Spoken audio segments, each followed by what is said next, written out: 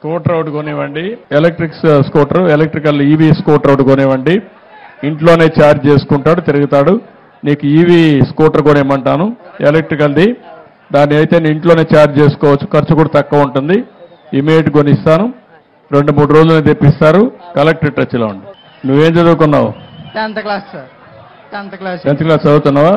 అయిపోయింది సార్. ఏమా అయిపోయింది సార్. ఇప్పుడు ఏం చేస్తున్నావు? ఇప్పుడు ఖాళీ సార్, ప్రస్తుతానికి ఏం చేయలేకపోతున్నాను, ఇంట్లో కూర్చుంటున్నాను సార్. ఇంటర్మీడియట్కి ఎందుకు పోలేదు?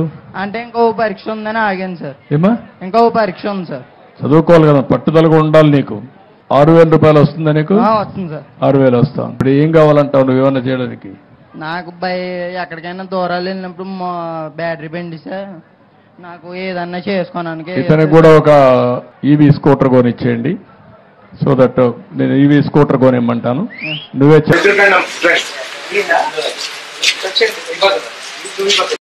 చూసారా ఫ్రెండ్స్, సీఎం చంద్రబాబు నాయుడు గారి పాలన 12 గంటల్లోనే హామీలు నెరవేర్చే దిశగా పనిచేస్తున్నారు.